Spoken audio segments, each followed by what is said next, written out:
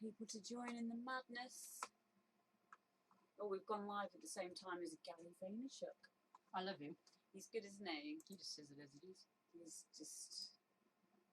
He's crazy. I love that picture. Which one? That one. Oh, thank you. Yeah, he looks epic. So kind. He's really putting on a duck face. Yes. Oh, look, there we are.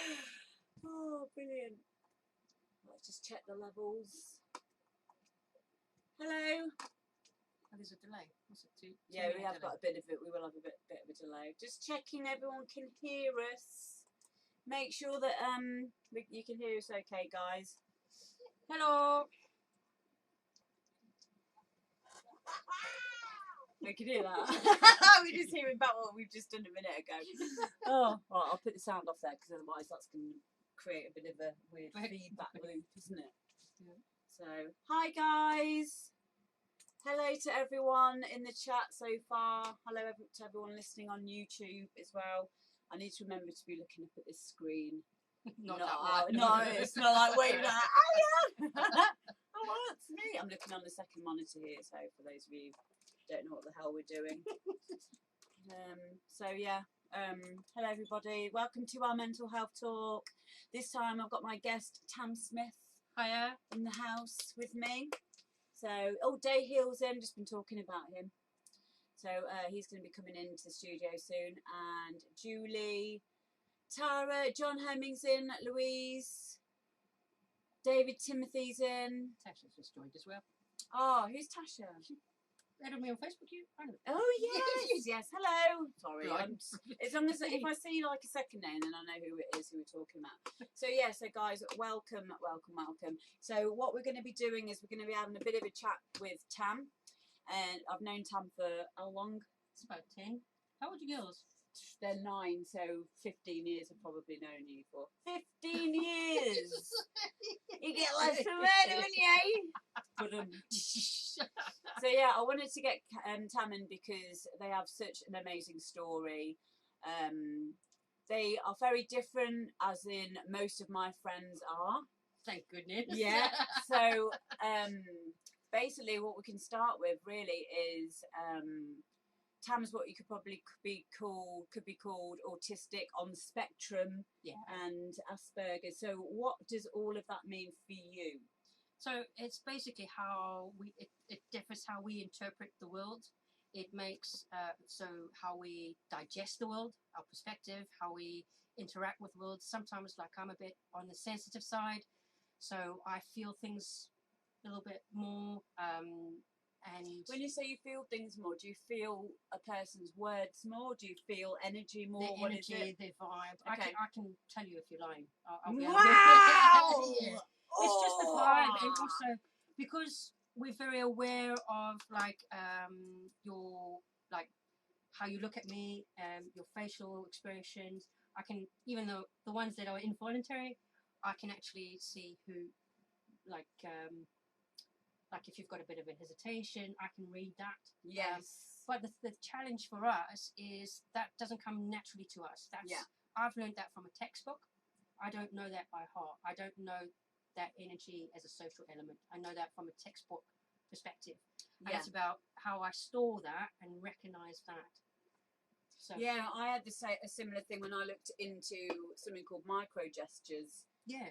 And body language as a whole, because I wondered why certain, people in social situations seem to maybe get the wrong idea, or I didn't want to put the wrong idea across. And it was really simple stuff. It was just like, make sure your feet are facing them when you're having a conversation with them. Be open. Yeah, be open.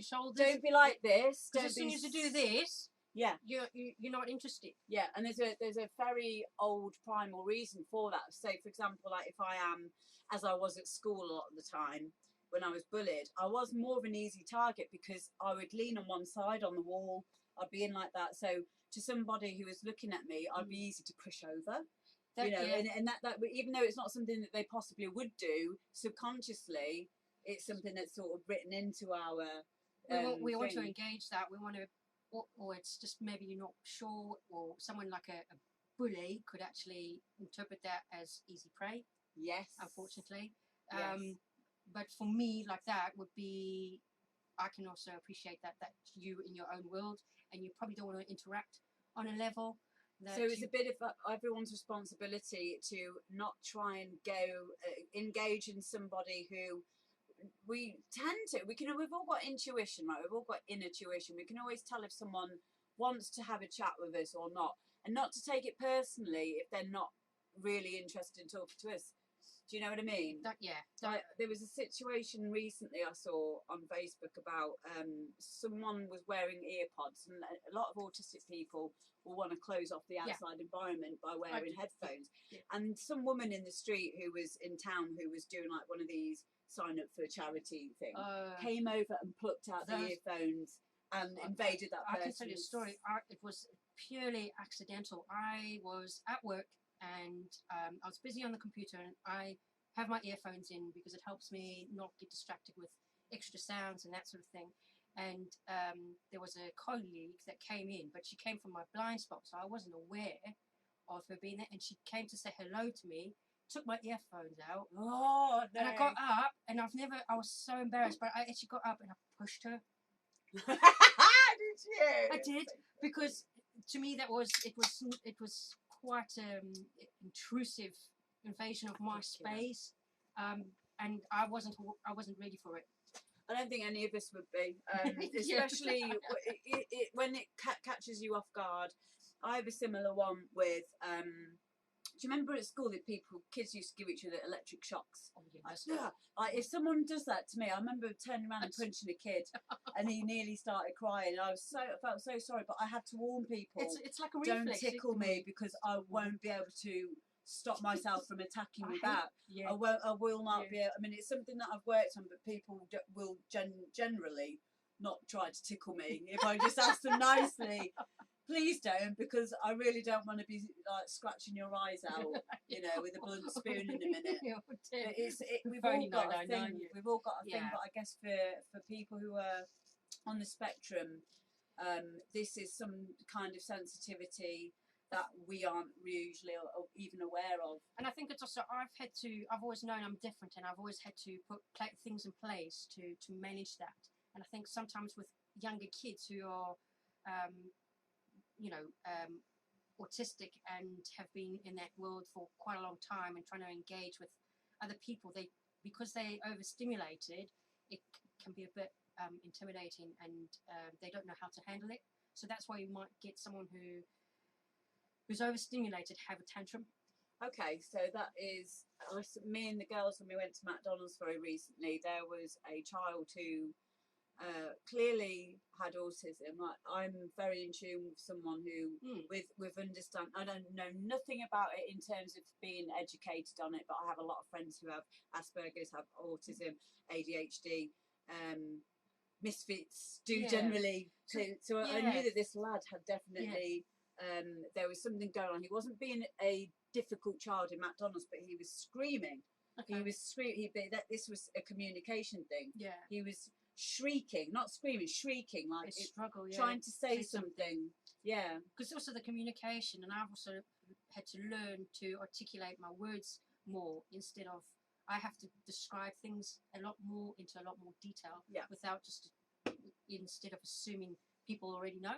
I need to bring it back a bit to say, okay, actually, people say the sky's blue. I already know the sky's blue and why it's blue, but then I have to explain, it's probably a reflection of colour, that sort of thing. So you feel like you will naturally ask more questions than... I do. I find I need to ask more questions to bring it back a bit. And I think that's a brilliant thing, because you're not getting... I got phased out of asking questions. I remember from a very young age I got told children should be seen and not heard.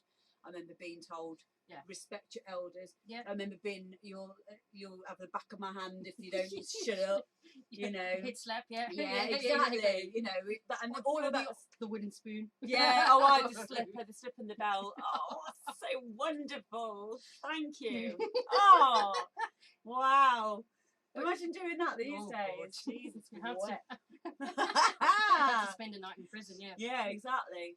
So basically all of this means is there is a level of awareness that for lack of a better word, normal people like myself should be aware of, and also not to be afraid of asking you questions. How do you feel about somebody who is curious about your neuroatypicalness? I think for me, because I'm high functioning, I'm classed as high functioning. What does that mean? So it's just helping the likes of you to understand that there are different phases. It's a spectrum. Yeah. So if you think of a rainbow spectrum, if you think of light and that, it can be, you can have quite your severe, so those that are non-verbal, very closed in. Yeah. And then you've got, like, I'm towards more this end where I function, I look normal, where I function, but like we've had these conversations as I live in a double world. I have to allow my autism to flow, and then actually in a split second is that socially acceptable? Is it going to be socially received well? So you're having to go through this filter every time you make a decision. And that's right, yeah. And we've had this conversation as I tend to, if I'm comfortable with you, that filter can disappear. Yeah, it does, isn't it? We've had some random conversations, yeah. So, but every day I have to do that. So every time I interact with someone, I have to watch their body language, what they're saying on their face, and try, because being also, particularly on my side of the spectrum, we don't read socially. We can't pick up social cues. Don't ask me to explain what a social cue is. I have no idea what that means. But it's like an unwritten rule that someone wrote that we're not always aware of, because it's like overstepping. It's like you're already in tune with it subconsciously, whereas I don't pick up on that at all. I don't do sarcasm. I can only identify sarcasm through your tone and watching what your eyes do. Yes, and this is why we get a lot of this on Facebook, especially at the moment. I've noticed a lot of symptoms of not being able to read someone, basically down to the fact that we're just looking at text, we're just looking at words on a screen, and that's why I guess the emojis are so important. Yeah, even though like a joke, you know, abbreviate JK or LOL. Yeah, but it helps, doesn't it? Yeah. So, you know, and I think, like I was saying, is we take things literally. I don't know if you remember me showing you that. I think it must have been about last night. About that guy who went to buy milk, and then the lady says, "If you yeah, do you remember?" Yeah. So it was about milk and avocados. Yeah. So if you've got, so we take things quite literally. So he's gone out to buy milk. Yeah. And the lady said, or his partner said, if they've got avocados, buy 6. Buy 6. So basically saying, this is like a normal person saying it to someone with autism. They are reading that as literal. So instead of coming back with the avocados, you're coming back with 6 times. Because you've said buy 6. Yeah. You haven't referenced the avocados. You've told me to go and buy milk. That's my first action. Yeah. But if they've got avocados, buy 6. Meaning buy 6 avocados. Yeah. So I have to pull that back.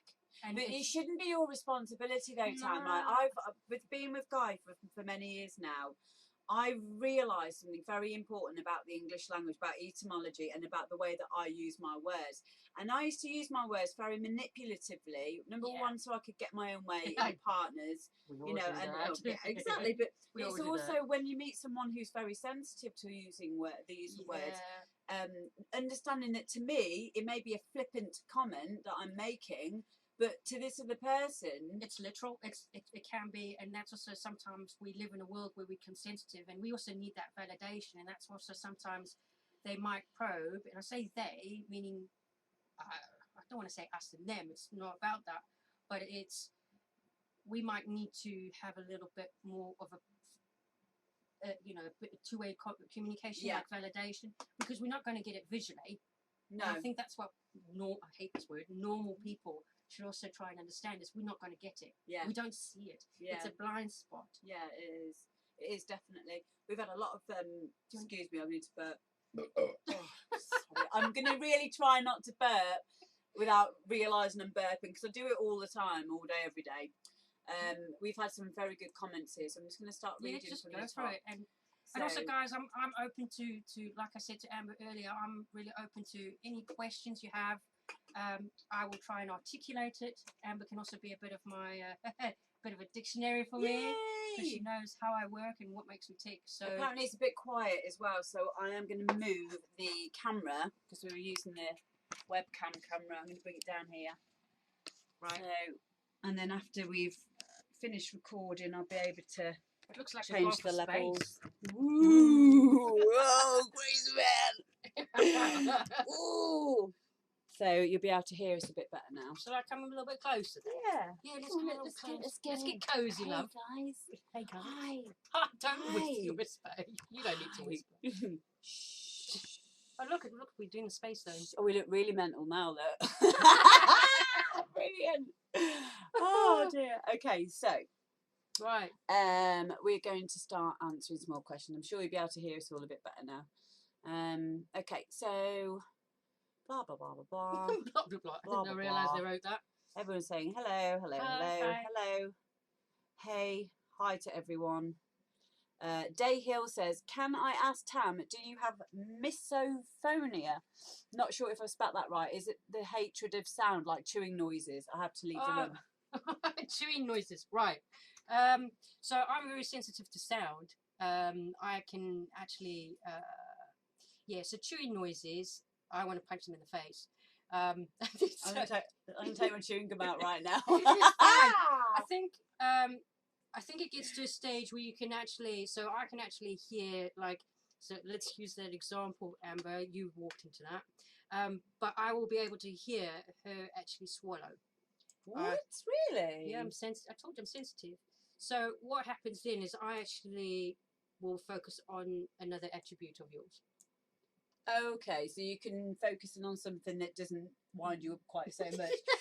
You said Guy it. does that all the time. You said it. Guy told me in the early days, like, I've learned to tolerate you, and I was like, what the fuck do you mean? Why are you with me if you just learned to tolerate me? He's like, no, I don't mean it like that. He didn't mean it like he meant it by the real word, the real meaning of the word, which is. He loves me enough that he's willing to tolerate me. I'm like, oh, you're so I'm just going to slurp my tea for you. Cheers, mate. Oh. So that is something that you do. So have. so chewing noises. It's very. I have to the sensitivity of that you have. Yeah. So it's listening, and it's also just trying to zone that out. So rather try and focus on something else. Yeah. Cool. So also as well, one thing I wanted to ask was, what is the difference between autism? It's like what's the difference between autism and Asperger's? Well, again, autism is actually the spectrum. Yes. So the Asperger's is more looking at the social elements. So social, I don't want to call them inadequacies, but just being oblivious to your social environment. Okay. So just interacting. So that's more your Asperger's. They just don't pick up on it. It was also falls under the autism aspect. So it's intertwined with that then. Yeah. It's in this kind of subgenre of it almost. It's just because they're just oblivious. They don't, the social element I can pick up through behaviour and that sort of thing, whereas these guys, I could consider myself Asperger's, but because of the sensitivity, I'm more inclined to the I think you do. I mean, the people who I know who have Asperger's, all of them are very trusting. Like, they're very trusting, and they also get very fanatic quite quickly as well. Obsessive, yeah. And it's something that, even as someone who is not trained in seeing this, I naturally know the difference between someone being stalkery or pervy and someone who's literally very obsessed, but in a very sweet way. Yes, absolutely. Absolutely. And I've always known how to talk to them and talk through them, and then bounce it back on themselves to show them that you should be really like in awe of yourself. Like, don't be in awe of me and put me on a pedestal. Especially there was a specific lad, Adam London, his name. You won't mind me talking about him. Talk about him all the time. He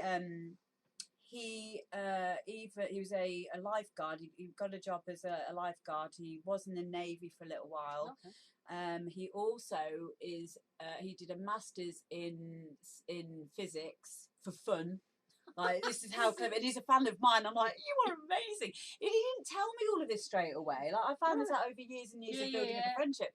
And I remember he had a problem where he was talking to me about some people who were coming round to the house, and they were asking him for money. And I said to him, look, you need to tell me what's going on here. Like, it sounds like you're being scammed a bit. And he was. And it was only because he thought there may be something wrong. So and he told someone who he trusted that this stopped happening. And I think that's also because they are gullible. And I'm being really harsh here. I'm just being very open about this. And it's not. And I think sometimes people manipulate that, or they take advantage of that. And it's just because they're not aware of that sort of meanness of the human race. Yeah. You know, it's not in their being as well. They would never be mean to someone else. No, kind of thing. I love that. Yeah, they don't get it. It just doesn't. I can be like that. You see, like people can sometimes think of me as being all love and light and all that, but I'm really not. Like, it's love and light, but a lot of fuck you as well. You know, it has to have balance to it. But I am very oblivious to negative. Not so much in the last week or so. I have bitten, because I do sometimes, because I'm a human. But on the whole, I am very oblivious when people are trying to be horrible to me, even in person, because I'm not bothered. I think they're being sarcastic. I think they're trying to be funny. How many times have I called you a bitch or an arsehole? I'm like, I think people are on in Amberland all the time, so I think they're on the subplot with me, or that it's fine irony. But I must probably sometimes like give some people a bit too much credit to think that they are on the subplot with me, and they're just trying to be horrible at them. Like, but it doesn't bother me, because I think I don't see it in that way. No. So they just walk away being confused. But that's also a great attribute about you, anyway. Thank you. Yeah. Thank you. Well, that's probably a reason why I like seeing people who break the norms. I love it. I have gone my whole life feeling very much bound by needing to be socially accepted. Like, it was really, really. But as a kid, it was. I was not the naughty one. My brother was quite naughty. I always did as I was told to send you, and then it kind of like trailed off, you know, around about the age of 15, 16, 17. But I always found that I needed validation externally.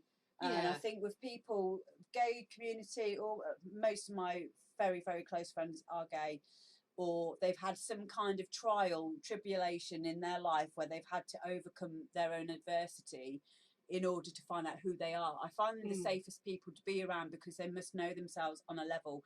It's to a degree. Yeah, it's also, we find you discover yourself, your identity within your subconscious as well, and it's very liberating. I was late to the party on that one. I must say, I was late think to the party on that. a lot of people are. Yeah, this is why these things are really important, because it shows that we all go through it with different times, and progress isn't linear. And we'll all sort of go different stages. Sometimes we'll step back, sometimes we'll go forward, and it's the whole process of learning. Yeah, absolutely. So look at some more Ujimi Watsits. So we've got people are talking to each other, which is really good as well. That's good, yeah. I like that. That's, you know, a lot of the times when I do these live streams from my next music app and Soundmix, download it, because it's a smaller community. Yeah. Everyone's like interactive. It's like a musical knitting circle, I call it now. I love that musical knitting circle. It is. It's brilliant. I've just got pictures of yarn, of wool, and all of that. Yarn. I forgot. I'm in Danny. Was it Donny?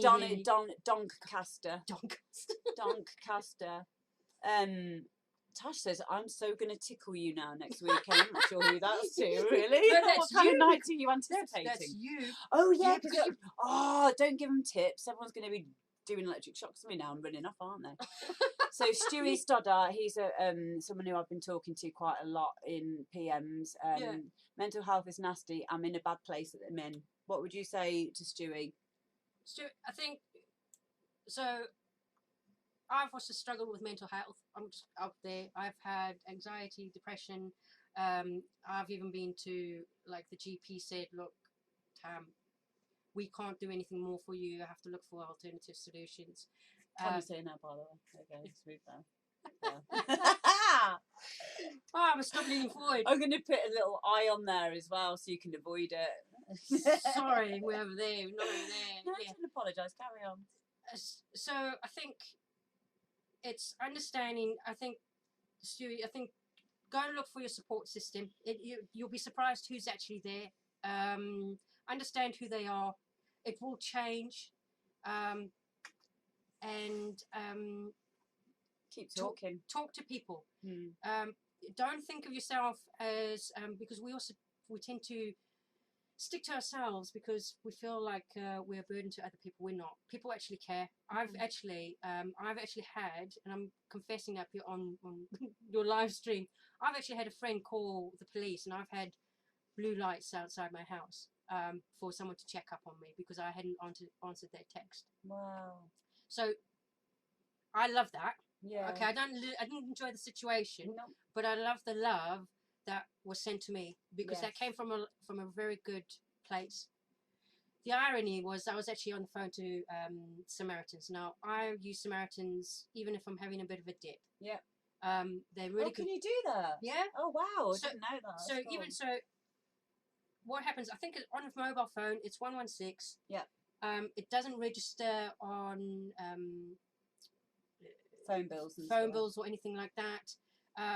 Sometimes they might keep you on for 5 minutes, but utilize that time to try and get your thoughts in a place, what you're going to say to that person. And they're really good. I've spoken on topics varying from 1 to 100, and they're really good. They listen, they engage with you, and they talk to you as if you're a human being.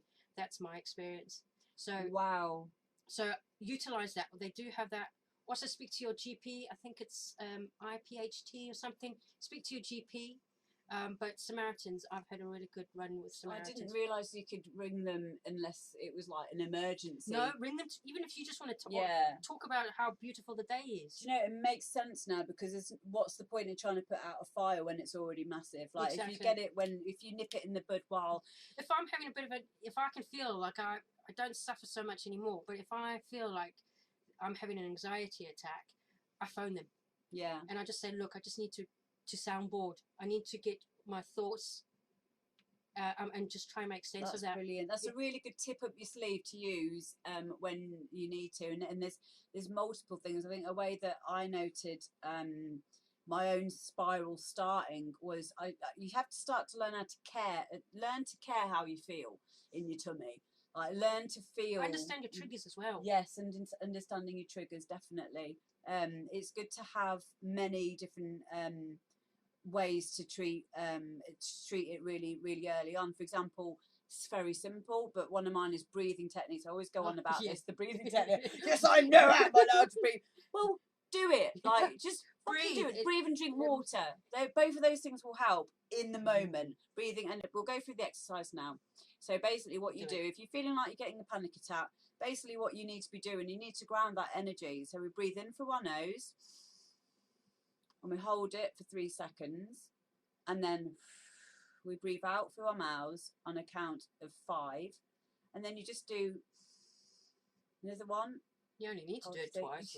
Literally. But if you can carry on doing it as long as you need to, and in that time, it's very, very similar, I've thought recently, to the proverbial count to 10 if you're angry.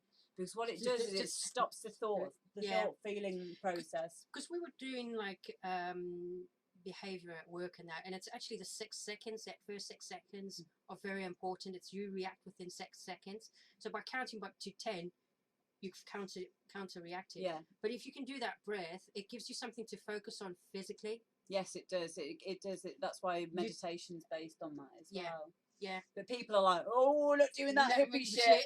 Oh, do that hippie shit. It's because anxiety, because it affects you physically, counterbalance it with something physical. Wow, say that again. That's amazing. So I can't remember what I was saying. I'll watch it back. I'll watch it back. Yeah, okay, let me try. So because anxiety has that physical thing. Because I can feel it. I feel like I'm burning. I can feel like I'm burning. And sometimes that panic attacks on, you can actually feel it. It feels like a bit of like serious heartburn or indigestion. I feel it in my abs. Or your belly. Yeah. Everyone picks it up differently. Yeah. So just focus on that. Sometimes I know this sounds really weird, but that, what's it, the Gaviscon, what's that? Gaviscon ad. I visualize that.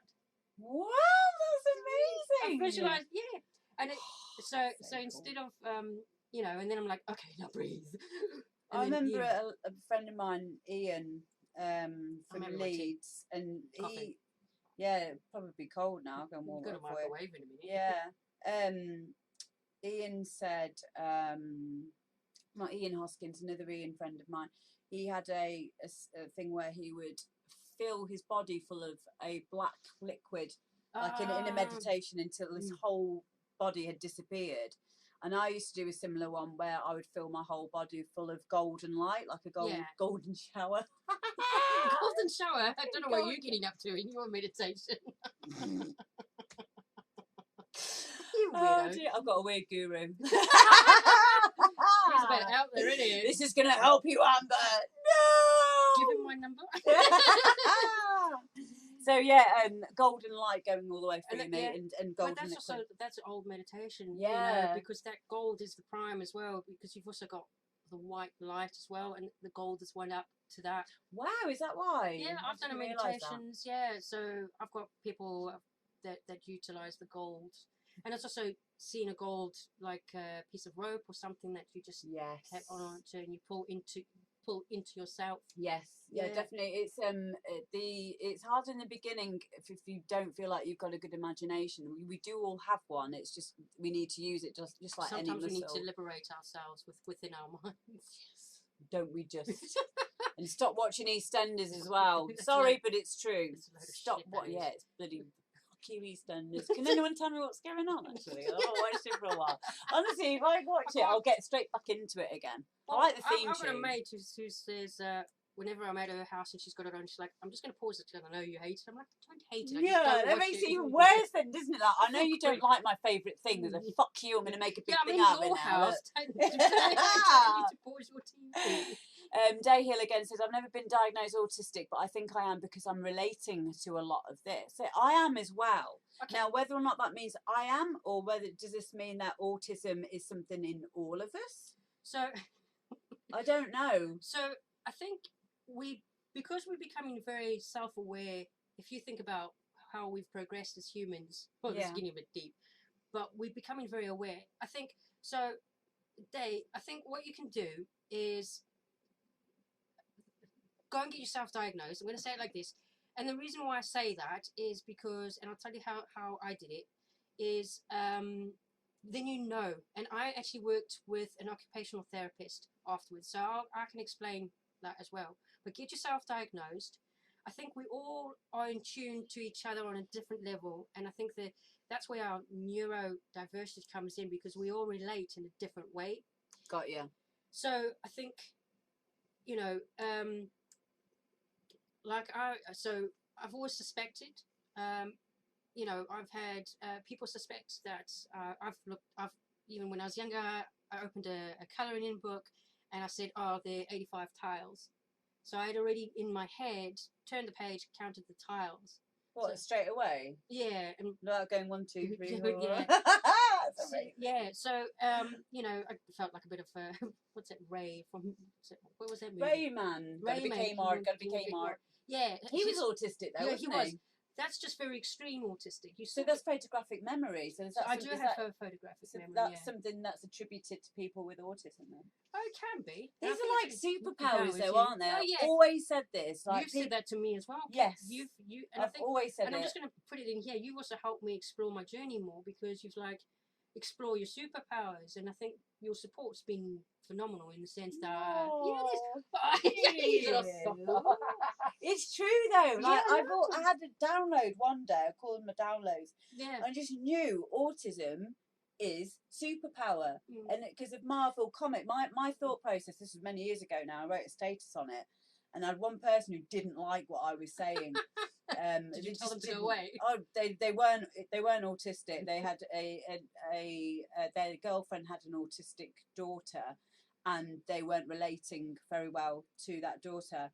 And I understood that as well, probably because what you're saying here does not matter. They feel that you don't like them or you're fearful of them, so that's why you're not fucking getting on with that person, that child. It's the energy. So yeah, it is an energy thing. But this is what I thought with the Marvel characters is, why is it that people we could consider being geeks like Marvel comics and stuff, it's because there's someone with a superpower there, and it made me start to think about people who are autistic as having some kind of superpower, but not being aware of it, or it not being like, you know, like Clark Kent.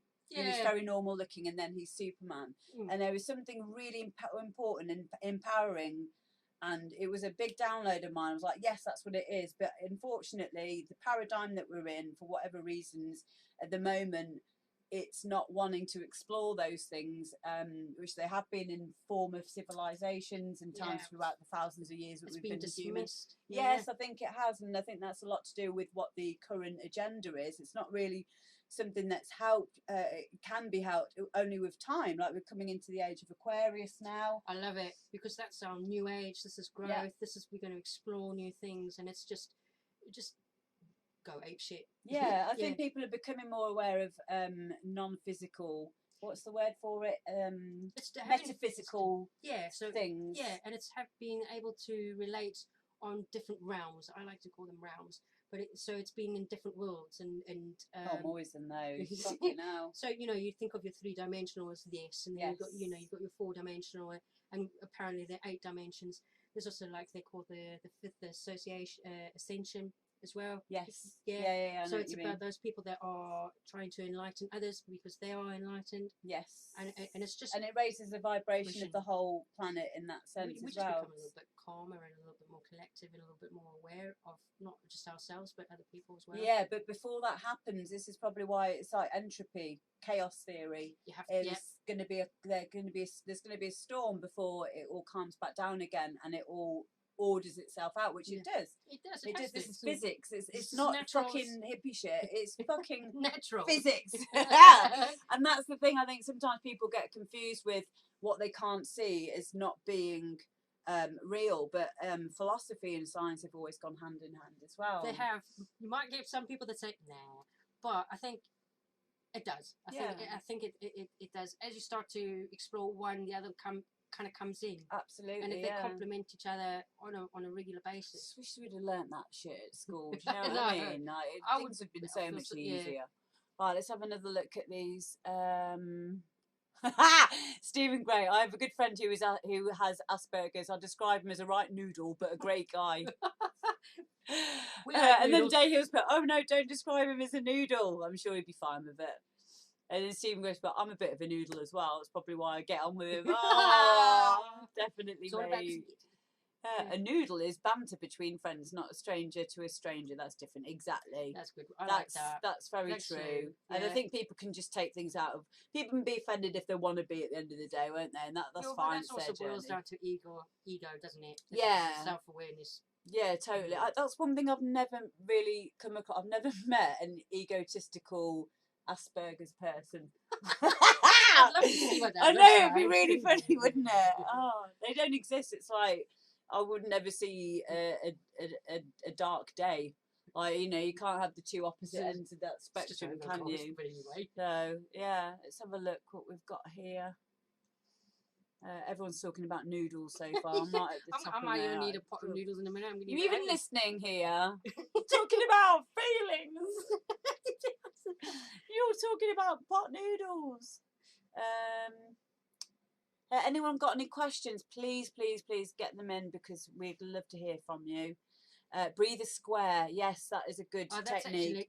That's also a really good technique. Yeah, it is. I remember learning about that in anger management as well. Funny that. I know. And also learning to tense all your muscles up and then relax them, especially like if you've been out at the weekend and you're a little bit excitable and you really need to get to sleep, and you're like, I'm starting to feel a little bit tired now, but you've ruined it for yourself because you thought you were feeling a bit tired, and then what you realise is you've got one arm or shoulder up here because you're not aware that you're trying to go to sleep, but you're like that, and your hands are like, and then if you just do like a body awareness thing where you go through all your muscles and you're like, that's why I can't sleep. I explore that through I've got an app that's called Daily Calm, and they do that. Really? Yeah. So you do a meditation, and what you do is you actually release your energy. It goes through each. It's like a talk down. Yeah, and it goes through each body part, and you actually feel your muscles relax, and it actually goes into like a fiber on fiber Oh, you're gonna have to That's show me that. That sounds amazing. That's going to be helpful for Tash as well, because a friend of mine, Tash, she has bipolar, so she Oh, okay. suffers with getting to sleep sometimes when she has manic episodes and stuff. So I think that would be helpful for Tash. Life's about the journey, James Hargreaves says. It's a struggle that makes it meaningful. Absolutely.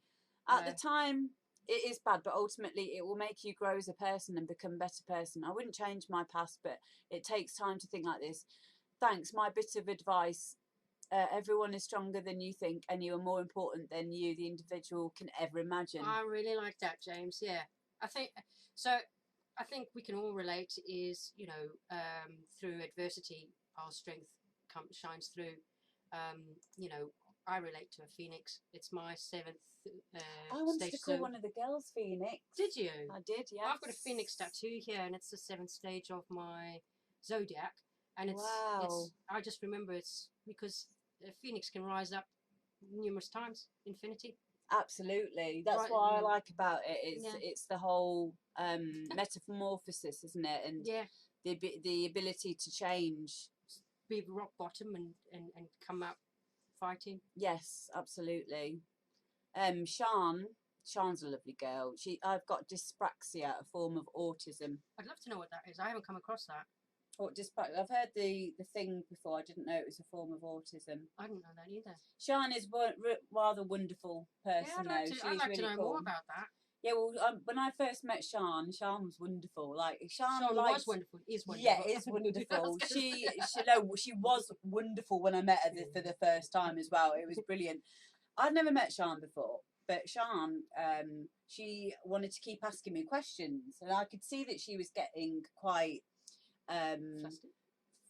No, like all she needed was me to answer the question. Just but she was asking the questions over, and then it was another one, and then she wasn't waiting for me to finish. So all I need to do, she just needed someone to say, "Look, you just asking me too many questions here. Just ask one, and then I can answer it." Yeah. And then she's completely aware of it. She said, "Yep, that's what I do. That's what I'm like. It's because of my condition." I went, "Okay, cool." Yes, that's brilliant. But that's also the point of this as well. Is like you taking that time. It takes a second, doesn't it? Takes a second just because people were laughing at her, and I didn't like it. And I wanted to make sure that I gave her the attention. It's just 1 second, like, just hang on. Yeah. I'm trying to understand where you're coming from and what you're doing, because to me, this behaviour in my world is not, I don't relate to it. Yeah. So, and that's all it does. And that's all I need to do is acknowledge it. And she knew exactly what I was talking about. And then it makes her relax as well. Absolutely. And we've become really good friends. The other thing that I loved about Sian was she just bearing in mind it's the first time I'd ever met her, she said, "You, Amber, you know that video that I've done, don't you? The danger. And I was like I would know, like, because I've not been on it. I was like, wow, because usually I get, "Oh, Amber, your new track's amazing," like, and "Oh yeah, who's one of your favourite?"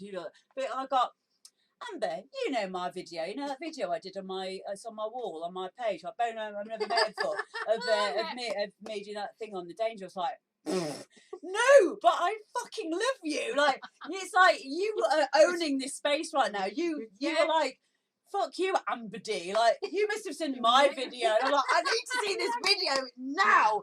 And as soon as I got home, I found her on Facebook. I was over my 5,000 friend limit. Well, at my 5,000 friend limit. I took someone off who I didn't know, and I added Sian myself because I thought I loved that girl. I thought she was like a breath of fresh air. I love it. Just for being her.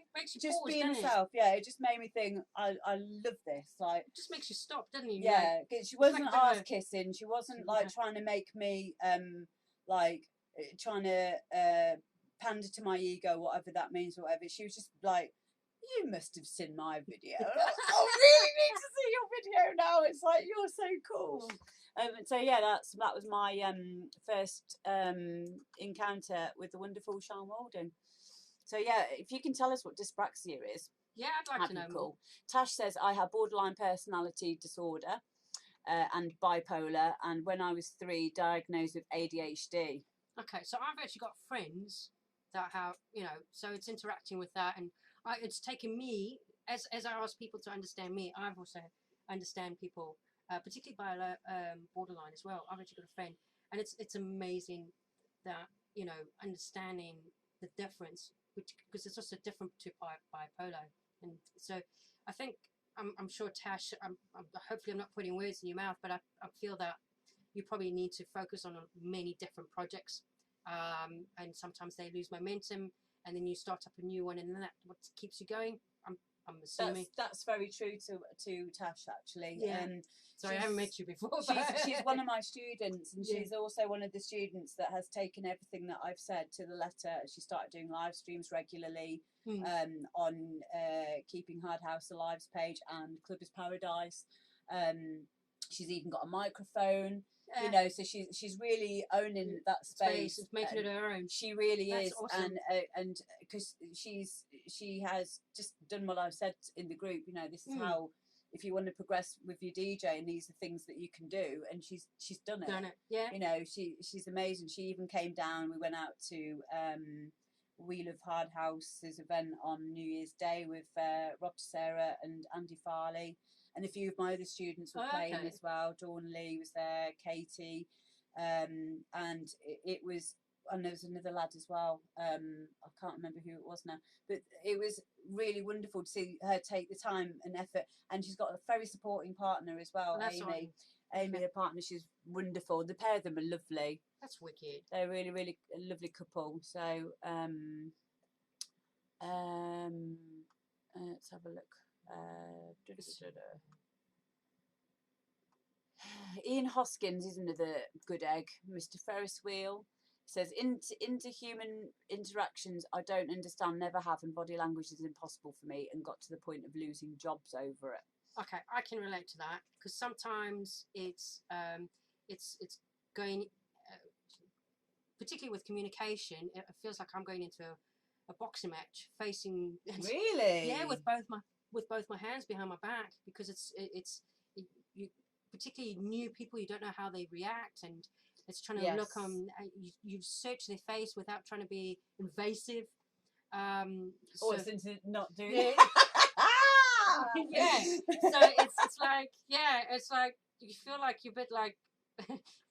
Sometimes it comes across as if you're trying to be a little bit intimate, you know. Yeah, when you're not meaning to. Yeah. Oh my God. Yeah, so I totally get that. I've been in that place, and I think that's I've recognised as one of my, I won't say weaknesses, but my deficits. So I do try and put other things in place to help me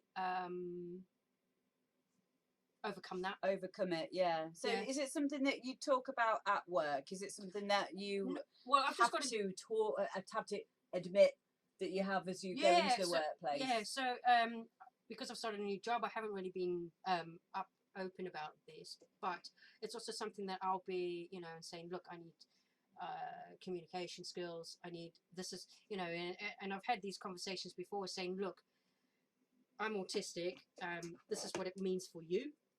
And speaking to line managers, I've also been in a, you know, I was actually going to, a previous role, I was actually going to put together, you know, how a line manager interacts with an individual who's on the ASD spectrum, or the spectrum. I'm just going to go with spectrum. What's ASD? What's it? Autistic spectrum disorder. Oh, is that a shortened thing for ASD? That's the GP referral. But yeah, so it's, what does it mean to that person? Because it's you know, it's a bit of a catch-22, because you can't explain what you don't know how to communicate. Yeah, I guess I understand what you mean there. Like, for me, I find it intriguing, fascinating, and explorative. Like, I never find it a chore. I never find it awkward, and I don't find it annoying. For the most part, I have a very, very close friend of mine, Steve James, and he has ADHD. He's actually going to be here for my next talk, which I'm going to be doing. So I'm going to be having him on as a guest. He annoys me sometimes, and only like in like, he understands that he is annoying though. So it's fine. I can just say, look, I'm getting annoyed at the moment, but it's my annoyance. It's not his fault. Like, it's not his fault that I've got annoyed. It's due to, when you spend time with any person over a long period of time, you're going to piss you off. They're going to start. I do it all the time, guy. Go away. Go. Yeah. So, but I wouldn't change my friends. I don't No. expect or want my friends to change their behaviour to suit me, because again, that just all goes back to a world where I didn't really know who was my friend, because people were just trying to please Amber D. They weren't even Amber D, interested. the DJ. Yeah, exactly. Yeah. Like, it's, you know, it It was hard. Like, I for can a long imagine, yeah. time, all I needed to be told was wind your neck in, or shut up, you're not even funny. Like, it would have been really nice. Like, because I'd have gone, Stop being an oh, brilliant! asshole. I can just shut up then, because I'd feel like I'd have to be this persona. Yeah. And I understand people with ADHD yeah. or any kind of neuroatypicalness, especially Guy. Like, Guy has never been diagnosed with anything, but one of my first conversations when we started dating was, "Are you autistic?" He's like, "I don't think so," but I'm like, "Well, you might be," because he looks at me sometimes just like, what? Like, and I love it. I think it's hilarious. It's like, I can see it. I also see him like. he's like, I've just said trying to something work and he's it out. Like, what are you doing? But And I you love literally it. see I him find looking at it hilarious. in different aspects. Though you're like, did you mean that? Did you mean that? Did you mean that? Yeah, Did you that's mean what that? he's doing. So when there's this pregnant pause in between me saying something like, "So what do you reckon we should do about X, Y, and Z?" Then he'd be like, Hang on a minute. Let me like, just. does she want the truth? Does she want me to planetary ego, or does she want me to blatantly just lie? Like, but like, I can just say, I'm like, just tell me what you think. Like, it's fine. What do you think you want me to say? Yeah. But yeah, it's I find it very intriguing. I find it very fascinating, like I say, and again, this is one of the reasons why I'm doing what I'm doing with this, is because this platform that I have, as small as it may be, I find it's part of my life journey, my life's work, to bring connection and understanding and awareness on these levels, because especially within Heart House, we're all misfits. We are all. Yeah, but that's the awesomeness of it. Isn't It is. That's the inclusion. Is the fact that we're all different. We all and I recognise love there's it, something really juxtaposed and paradoxical about that. Yeah. Is the fact that we're all so perfect, different yeah. that we're the same. Oh fuck! Oh no! What have you done? Take it back! Take it back! Like when we all were just dressed up as like cyber kids and stuff, like, yeah, look how different we are. And then we're like, hang on, we're all dressed the same again though. Shit. Oh, dang it. Back to the drawing board. So let's have a look here. We've got some more Mr. G. That's I think that's Cy Gabber. He's always watching my streams. Thank you, darling. He says, I've been bullied by my family since 2004 and they have never changed their attitude towards me until today. I'm into music since the... I don't know what that means. What have they not accepted about you until today? Cy Gabbert, can you let us know, please? Because that would be interesting to know. Yeah, that would be a good topic to discuss. Yeah, it would be.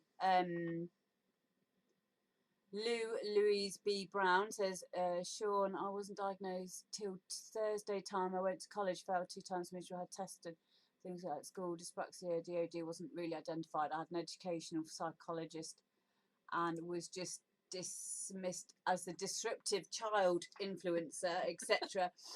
Made me angry for a while. There's no point in storing, reacting things that can't be changed. My internal chaos has now been grounded by yoga and meditation. That is awesome. So that's finding your outlet, finding what makes you focus. And I think that's actually a really good. We can always be something different, but what makes us bypass that and feel accepted is finding what interests us to make us whole again. We need a common ground. Like, if you can find it, this is something that I found very helpful when I felt alienated from society, especially after my my divorce, and I had a breakdown and wasn't a DJ. I wasn't a very good DJ anymore. I might not be a very good mother, and all these identities and labels were coming away from me. You were calling yourself that. Pardon? You were calling yourself that. Yeah, well, I was getting told it by influencers around me as well at the time. Yeah, divorce is a very hard time in any case anyway, and everyone has their own perspective, and that is to be understood and accepted. It's not just my side of it being woe betide me or their side being correct. Everyone has their own truth, and that's okay. But one thing I noted was and I was trying to integrate myself back into society somewhat, which was probably more of a me thing. I don't think many people would have known I was struggling in this way. I was trying to find common ground to associate people, because I don't watch TV, for example. So when I went to the hairdressers, when I started getting my hair done, people were like, "Oh, have you seen that new advert?" Blah, blah, blah. I'm like, "No, like, I don't watch TV." And then they're like, "Oh, okay, like, she's weird. Like, she doesn't watch TV." And I'll be like, "Oh, did you see that TED talk on quantum entanglement?" I was like, and then they're like, "What, your hair's tangled up?" I'm like, yeah, that's right. My hair's all messy. Just go with that. Please help me. You know, like, I wasn't really on a level where I was interacting well with people, because I'd gone too far off the end of, not really conspiracy theories as such, but because I went through that stage quite early on into my mental health deterioration. I think that's also a big part of it, is you think you're onto something here, and you get really into these conspiracy things. But I kind of disproved a lot of it after a while myself, because I just thought, well, if I can't do anything about it, there's no point even worrying about it, or even getting too into it. And then, but then my interests were very different to most people's, on the basis of not watching normal TV. So I think what I had to find was some way of being able to relate to people again. Like, it could be something as simple, if you're feeling that this is something that you are struggling with, through being isolated or being in a place where you don't know how to start conversations, find something detached. Find something. It could be tennis. Like, if you understand, you like football, we'll talk about football then, you know, and that's your way in. And I used photography to start off with. Wow. Yeah, and it was more because I could actually then, this is going back a few years, but I enjoyed the editing part of it, because that was my alone time and I was focused on something, and I just felt, and then sharing those what I call post edits with on forums and with other like-minded people, or I don't like like-minded, but other people with the same interests, yes, and you know, and oh, why don't you try this, and that's the engagement. Although at that time it's online, and then you start meeting up with people on a one-to-one basis, going out to take photos, and it sort of grows, and it becomes, initially it's just a focus point, and then it becomes more of a social thing. Yes. And don't make your circle too big. You don't need that, because that can be a bit intimidating. But if you just have a one basis or something, that can also be very therapeutic. I think it's important sometimes to not overwhelm yourself as well. Definitely to have, but and also just appreciate where that line is, and sometimes it can change. Another thing I wanted to discuss with you is our mutual love for poetry as well, because when I saw you many years ago, and I was still going through my transitions and processing stuff, I was writing a lot of poetry. It's still all up there for anyone that wants to go and look at my rants, my poetical rants. Do you remember I did it as well? But do you remember showing me, you had like this whole freaking book, didn't you? That you used to babe, I've got so many books that I've got. I love it. I love reading stuff in your handwriting, though. Oh, thank you. I think it really helped doing stuff like that. I used to write down everything. I used to get I still get them, these downloads. I do it in Google Docs now. Yeah, no. And then I listen back to them in with the text to speech engine. That some of them are just ridiculous. I made a song. You sent me one on email before, and I thought, I was like, good God, what the hell? Go to bed, Amber. Have you been on a 3-day bender? Probably, yeah. Some of my best work. I've been on a 3-day bender. Don't do drugs, kids. It's been something that I have recognised as being an externalisation of energy, and you have to drip feed it out. I found very helpful and more in tune ways of doing it these days. So, for example, I won't have 3-day benders in order to be able to process anymore. Okay, it works to a point, but there's a big drop off, and there's a big deficit that you have to. It's like this, isn't it? It is, and then you have to climb back up the hill. When you've got mental health issues, if you stick drugs into the equation, you're going to magnify them, and if sometimes you're not ready for that, and it can cause all kinds of mental disturbance. because all drugs will magnify an issue. They don't create the issue; they will bring it up to the surface. And also there's an echo element to it as well. Yeah, completely. That's a good way of describing it, actually. So I found with my own poetry and my own writing out my feelings was a very good way to take this stuff out of my head. These ideas of this idea of who I was that I had bought. These ideas that people have sold me over the years of what I am, and people who had their own agendas, and it's always only ever been ex-partners. I'm very proud to say. I had to say it. Always the ones who get to know the real me. And I know that, but then also, I am a big mirror for people. I'm a very, very big mirror. So if they don't like what they see in the mirror, they're not going to like me, because I will bring up all. And of also, those what's parts. nice now, you tell those people to fuck off. With love and light. With lots of love. Well, I do get on with most of my ex-partners. I'm so grateful for every interaction that I've had with my ex-partners, because all of them have brought me so much personal understanding. It's only really from their side that they don't want to talk to me. Yeah. And that's because they're still processing it. I find there's a positive hidden intention in every interaction, especially the one with my children's father, because my children need to know that they were conceived in love. They were conceived when we were in a loving relationship, and we both loved them. And even though we couldn't work it out, because of our own grown-up differences and things that we have the responsibility to sort out. You guys were just on different levels at different times, and that's an important way to be looking at it. Is you don't point the finger ever, because when you point a finger, there's always three pointing right back at you. Always take responsibility, own your shit, own your mistakes, wear them proudly, because if you do that, no one's got any ammo on you anymore. No one can shoot you with it unexpectedly. I have so many ace cards, like, of stuff that I have that people have done to me that I could ruin their lives with if it got out, and I choose not to. It's like, you don't need to. No, and I never would, because it's bad karma. Like, I've always known that's also that feeding the ego, isn't it? It is, yes, it is, and it's also trying to tempt fate and stop the universe from unfolding as it should. There's nothing in it for me other than a very small window of one-upmanship by telling everyone things that have happened. And to be quite honest, I've done things to other people as well. And I understand that I don't really need to, I would never feel the need to go and do it, but they know and I know. And because of that, it allows me to move on and for them to leave me alone in that respect as well. Gives that element of space, doesn't it? It does. And it's a very wonderful thing to know you could crush someone's life and not doing it.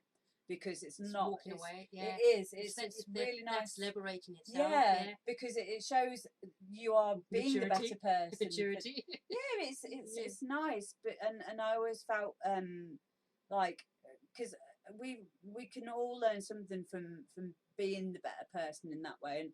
But on the other side of it, I love reading Facebook fucking posts where people is like, I'm like, Spotlight's not on me anymore. Let's have a look at you. What are you doing? Yeah. That's why I love my mate Dave Gray. He's amazing. He is amazing. He's like an angel messenger. He will tell people how it is and then wait for them to react. And that reaction sometimes is pretty cool. So let's have a look. My friend Sherry Metcalf, DJ Deck Teaser, has just private messaged me. She's put, fancy hearing some dad jokes? What's the saddest pizza in the world called? What? A pepperoni. I'll talk to her in a bit about that. That's not very funny, is it? I'm going to write that down now. I loved it. That's brilliant. So we also have... anyone got any questions here? Let me just go down a bit further. I love how everyone's talking to each other about. Yeah, it's important. Yeah, it really is important. Kelly they- Tran says dyspraxia affects your coordination skills, leading to you being clumsy, can affect your speech with pronouncing certain letters, and the brain not responding accurately to what's going on, i.e. instructions. Thanks. Yeah, that makes Yeah, sense. that makes sense. Again, I can relate. I can You relate, but I guess for me the difference would be it isn't interfering on my life on a day-to-day basis like it would do with some people. Some people, yeah. Yeah. So,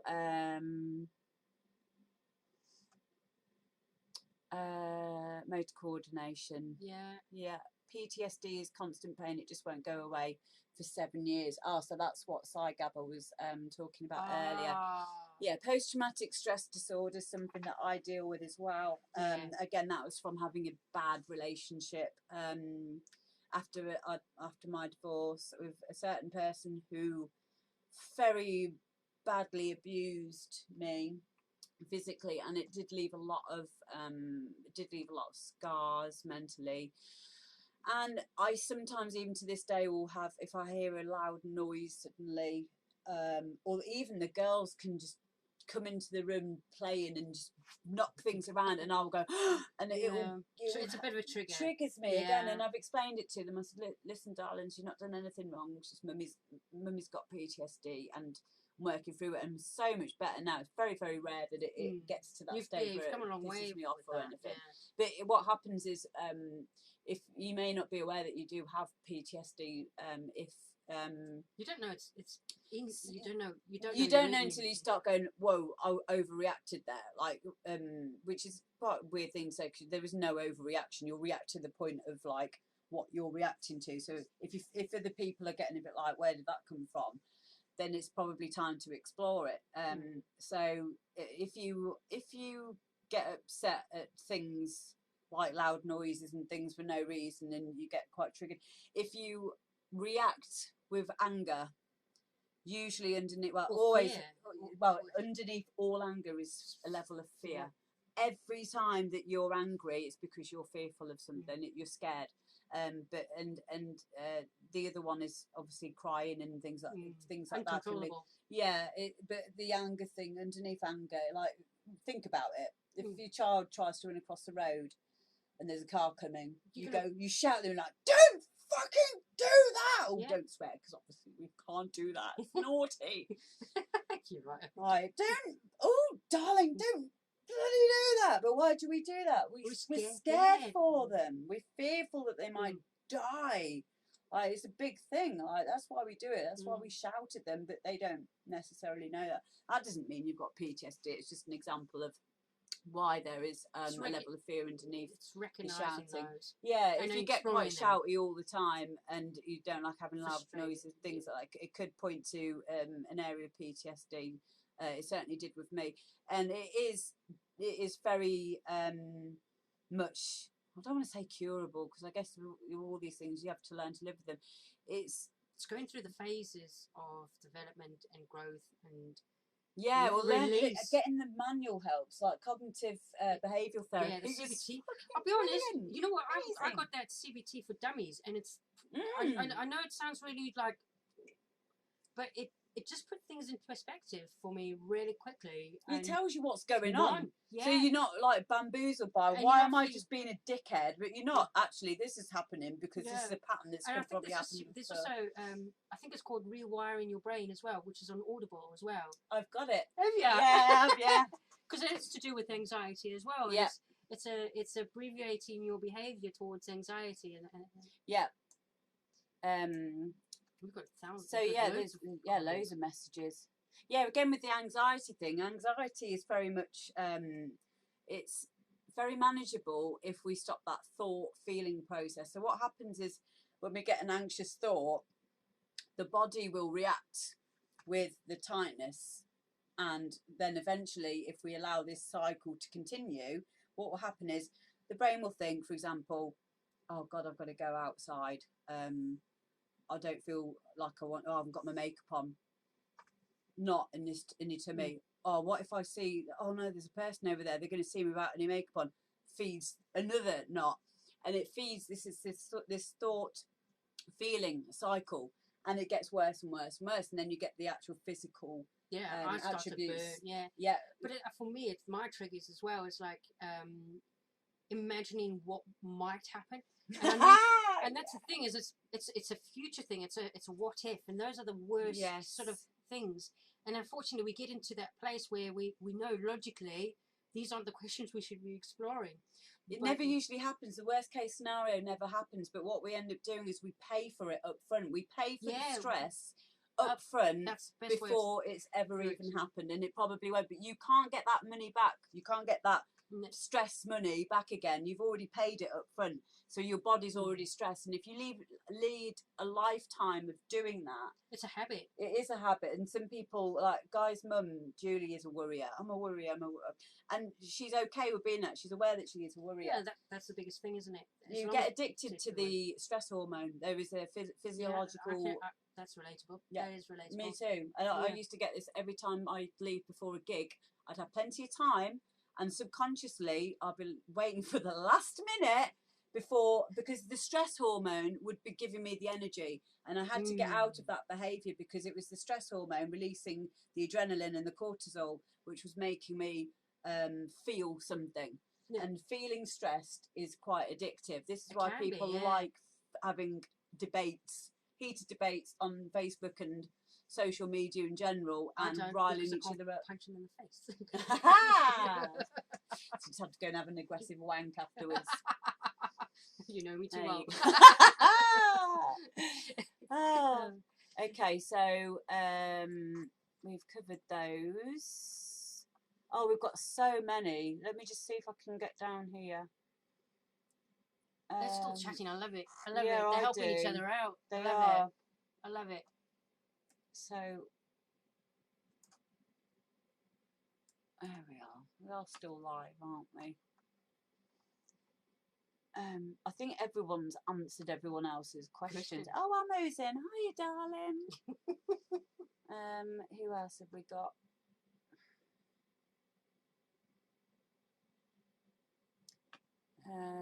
Ooh, I like that. Yeah, I've just seen that as well. This is just an idea. If hypnosis could help with PTSD, I don't know. Just putting ideas. I think hypnosis could help me, but just pricey. No, it's not. I listen to self-hypnosis audiobooks every night. Every night I listen to them. Yeah. Audible, yeah. If you can, I think it's also being unafraid of, that's a bad word, but understanding what it's doing, and letting yourself surrender to that. I think that's the biggest thing, because we hear hypnosis and we think, oh, someone's hypnosis, yeah. And a lot of people have commercialized it and made it an entertainment, and I think it's not about that. It's not, is it? No. It's about mindfulness behavior at the end of the day. It is, and we all are hypnotized all throughout the day. We do it. Daydreaming. Yeah. Missing your turn when you're driving. Yeah. That's it's called highway hypnosis. We do it all the time. It's just that, like you say, there is a bad idea of a hypnotist, and you know, like being turned into a chicken and making chicken noises every time you hear the word bollocks or whatever, and that's nothing to do with it whatsoever. We all our human brains are very malleable, very, very malleable. The older you get, the harder it is. You get not hardwired, but you get your characteristics and your personality traits by the age of 35.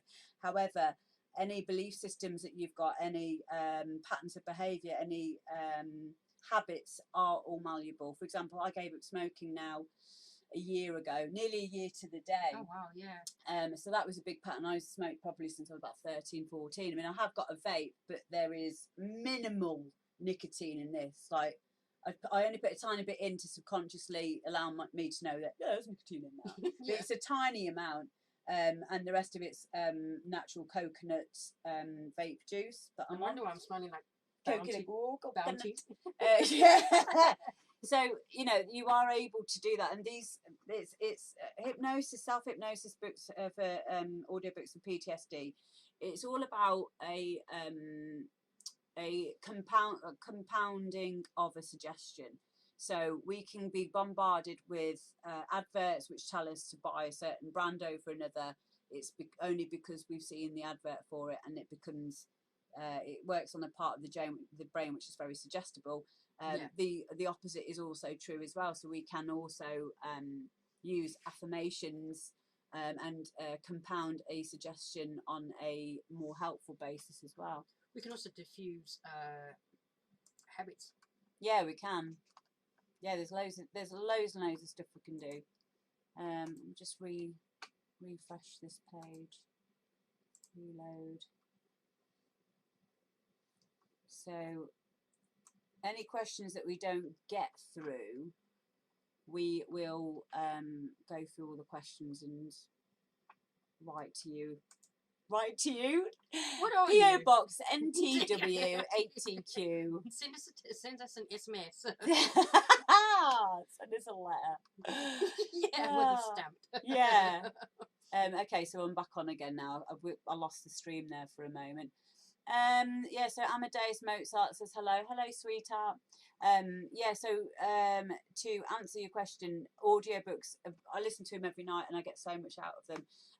I'll show you on my phone now. And also, I also want to point out, yeah, you introduced me to Michael Seeley on. Oh, mate, he's amazing, isn't he? Yeah, because he also has like 8 hours of meditations. Because I found there's one that he utilizes your sleep when you go to sleep. What's it? It's sleeping, undoing your. It's something about anxiety. It's yeah, and he does it on a level where you're sleeping. Yes.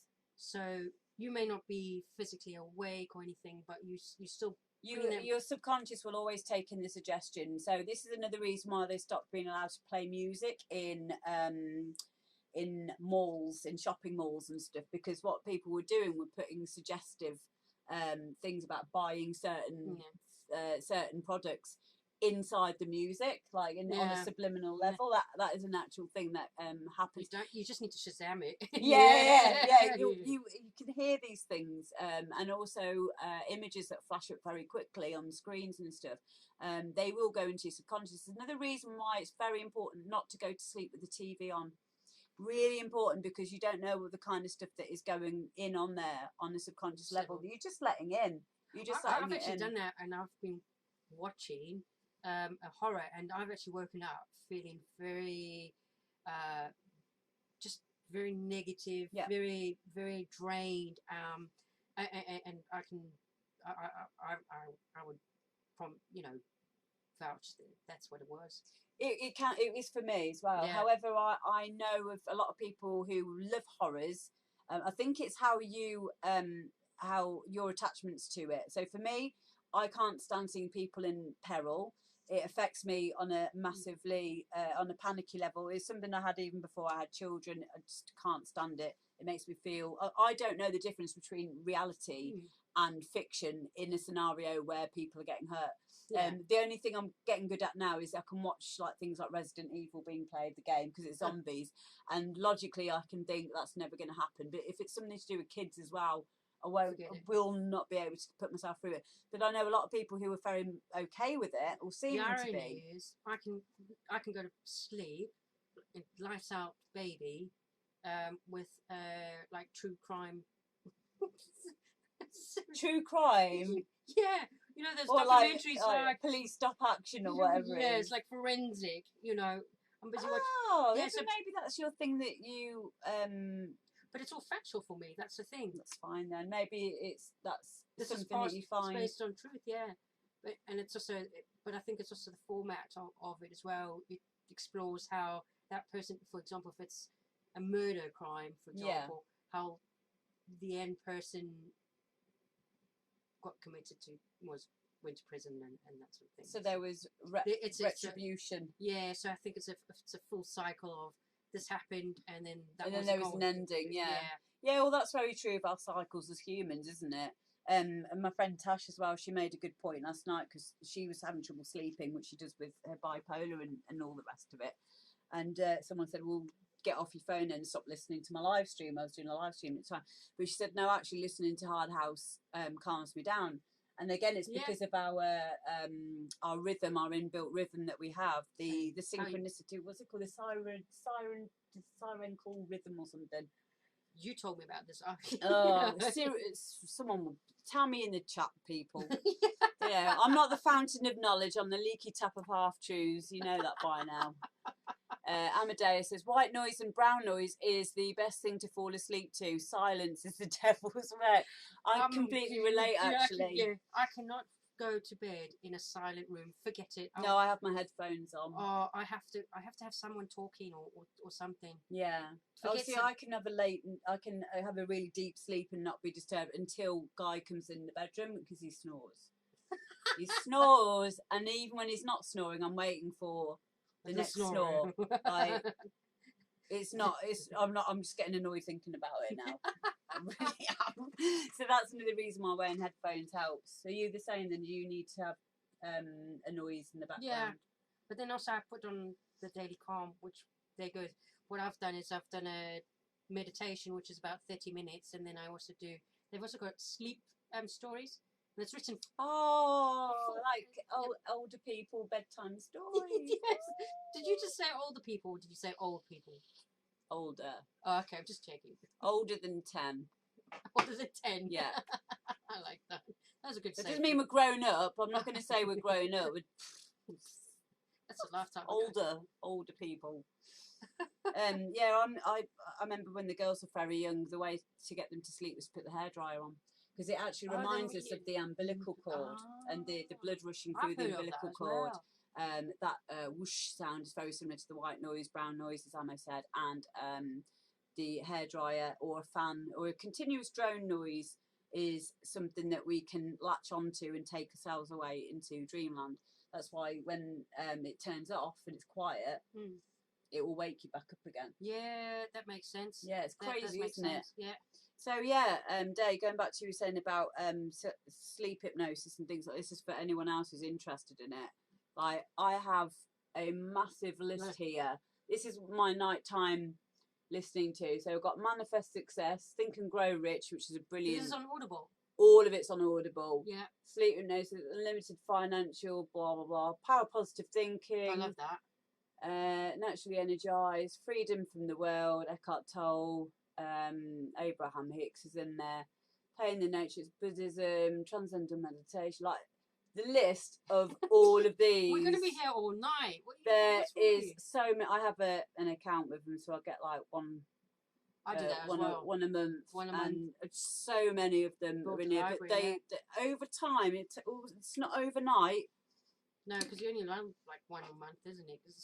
You get one a month, but and you have to listen to these audiobooks every night for them to start working their magic. But if I look back at where I was 7 years ago to where I am now, I'm a very, very much more solid person. I know where I'm going. I know my intentions. I know what my motives are. I know what my agenda is, and I feel very resolved of times when I wasn't feeling so strong, because it came to, you don't just sit there, like, it's not like a Sims game. You're not just going to sit there when the shit hits the fan and life turns on you, and you're not just going to say, oh, okay, I'll just wait. You don't. You pick yourself up, you dust yourself down. It could take a long time, but you get there. You know, you have to do something, and you will.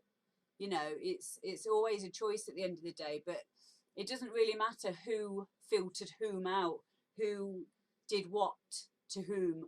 Like, these are all stories, and these stories will not help you if you carry on reliving them. Yeah. It's like something that I think it was Gandhi said, resentment is like drinking poison and expecting the other person to die. Yeah. It's not going to happen. Yeah. So it's also it's almost like self-harm in a way.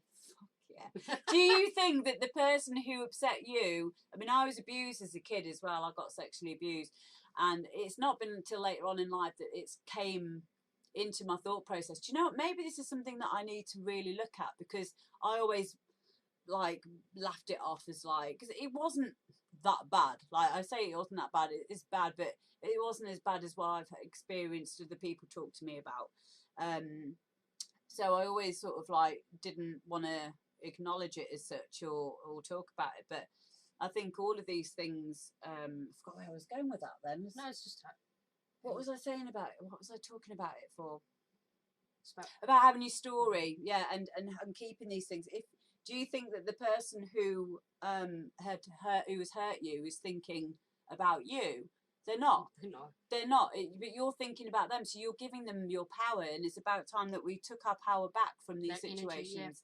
And yeah, I mean, there are the cord cutting exercises Yes. are really good for this, actually. So you can do it with crystals, yeah. Yeah, and you can do, if you're not into crystals though, you can do like imagination. Yeah, yeah. You can dissolve the cords. There's a really good. If anyone wants me to put that in the chat afterwards, there's a really good cord cutting. Do that because every time you think of someone or give them that thought, you giving that cord.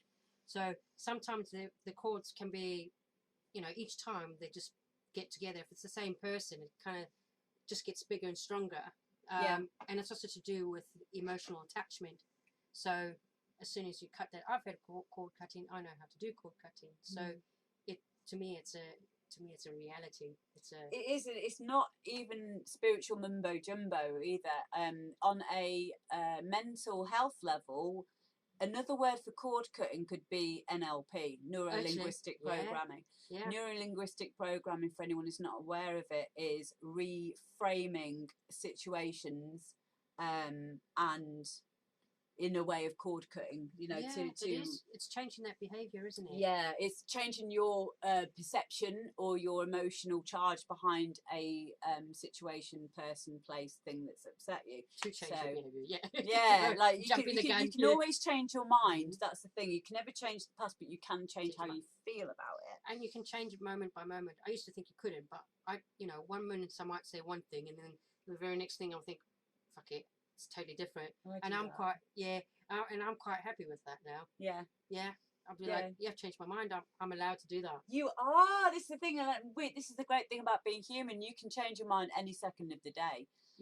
It's whether or not you want to be entrenched in ego and say, "Oh, I've said that thing now, so now I'm invested. now I'm invested in it, and now I have to carry on." Who cares? Like, yeah, no one. It's only you that like gives a fuck about it. Like the amount of times I find it more powerful to say, "Oh, really? I'm sorry, I didn't realise that," and now I've got better.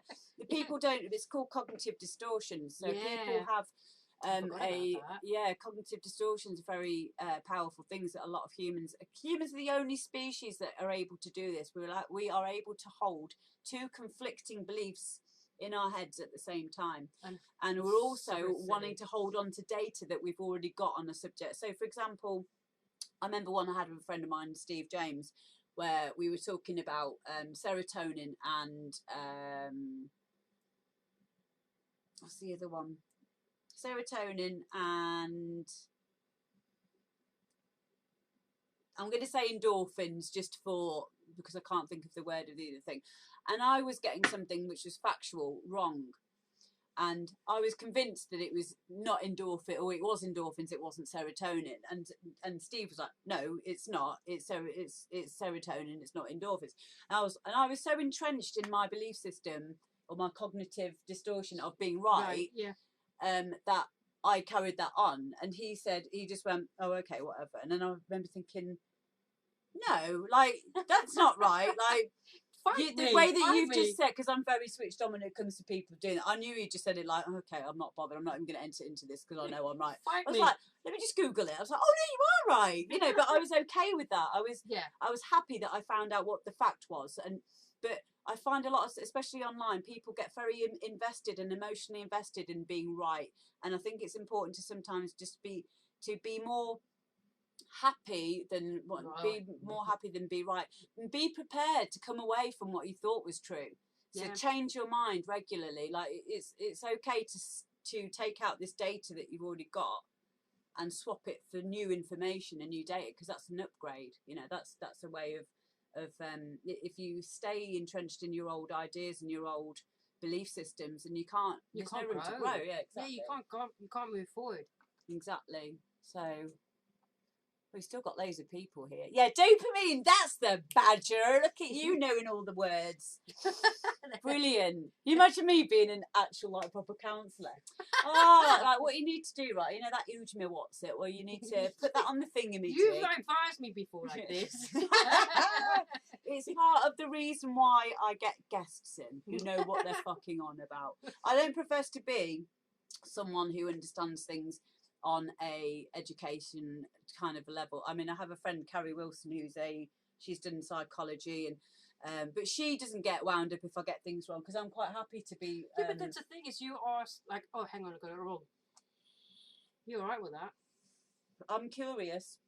Thank God. I'm curious, and my curiosity leads me to want to share my weird and wonderful misfit friends with everyone else. Like, speak for yourself. I know. Thank Put my you. hand up to that. Thank you. You say the nicest things to me. Oh, one of my kids said to me, "God, Mum, you're so weird." I was like, "Oh, was it India this morning? This afternoon? She's like, was it India? It's like, your foundation's crap. Oh, I know. She's trying to wind me up. Whatever, mate. You don't know. You don't know half of it. You're adopted anyway. Again. She'd be like, yeah, that kind of makes sense. she would. Oh. It's more sexual. Oh, yeah. It's wonderful when you have kids because you can really see yourself in them. Yeah, no. You can't. Well, I don't, but you've got nieces, haven't you? So I guess yes, I do. Yeah. So yeah, it's important to be an influence of kids and let kids be an influence to you. Oh as yeah, well. I love it. So let's see what other people. Tash Teague says, I'm going to give it a go. What you sent me, I sent her a Michael Seeley sleep meditation Michael last Seeley night. Rocks. When everyone's like, "Oh, what meditation on YouTube?" I'm like, Michael Seeley. Yeah, Michael Seeley is the bar. I'm going to put a thing in the chat now. Because I think it was one night you put me in the spare room and you just like, yeah, I think the girls were with me. Yeah. And you're like, yes, Michael Seeley, just here, everything's lined up. And I'm like, yeah. I remember waking up one time and I'm like, listening to it, and I could still hear his voice. Because he's Australian, isn't he? He is, yeah. And I was just like, and it just made me feel so much better. It felt that sense of security, and I just, Well, from what I have experienced of him, you can trust anything that he says, because one of the big things I think is people have problems with, especially if you're suffering with paranoia or anxiety and things, is what is he saying to me? I don't know this person from Adam. I'm just putting the thing in here. I've listened to literally every single one of his hypnosis. Yeah, I'm all right. But you know what? You can also, and the thing is you can listen to them over and over again, and you still learn from them every time. Say that again. So what I find with his meditations as well is I've listened to loads of them and many times as well, and you just learn more and more. Yes. Even with the same one. It's very it works on a very subconscious level as well. So you can never any real profound change never will happen overnight. No, it has to be incremental. Job. Yeah, it has to be over time. It needs to be integrated along with you as a person, and that is when you truly know that it's going to stay with you and it's not just a fad. Well, that's it. You know, so many times I felt like I'm getting somewhere. Especially when I was starting to give up smoking, because there is a part of you who, Russell Brand puts it very well, that you have the new you that's trying to emerge, but then you also have the old patterns as well. This is why New Year's resolutions hardly ever work, because you're trying to be someone who you'll never be, because like you're the 1st of January I'm doing this, and you haven't even put in place the practice rounds, or like how do I feel, what's the reflection on this, you're telling yourself to swim in an ocean when you haven't even stepped a foot in the gym or trained or anything like that, and it's just like there's no preparation or anything like that, and that's also why I think it's I think it's about the 7th or 8th of January. That's when people realize that's ridiculously they start to realize actually and they feel 10 times worse because they have like, I haven't stuck to any of my resolutions, and it's just like, and then you feel worse. And I'll be honest, I'm just going to put my hands up. I haven't put myself on any New Year's resolutions. I haven't either. For about 5-6 years, because I don't see any value in them. No. I can appreciate that you want to change behaviour, but it's not. And also admitting it or announcing it before you've done it is a really naughty thing to do. Now, I find as well, if I'm going to do a project or something, if I talk about it, it robs the energy from it.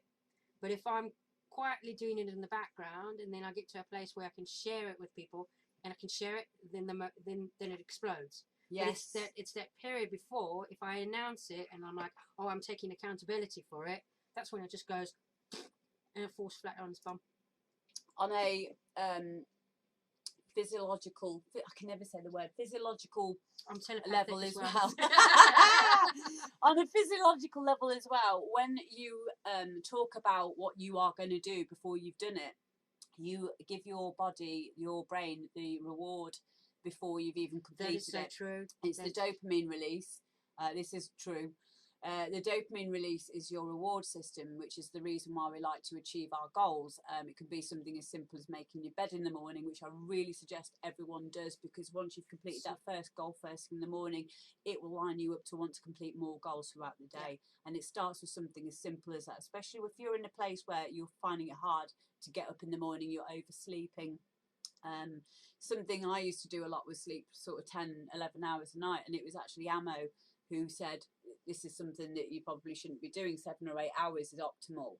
And I looked into it because Ammo is someone who I look up to and respect on a level, on a very deep level, and he also has worked for Mind in the past as well. Okay.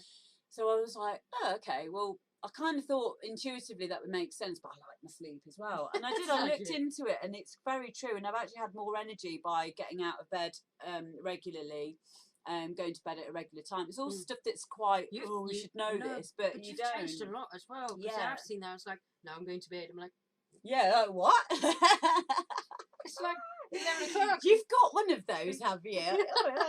Yeah, exactly. This is it. You can't create change for yourself and have it and build the momentum and consistency if you're doing it and burning yourself out. You cannot do that. It's not possible.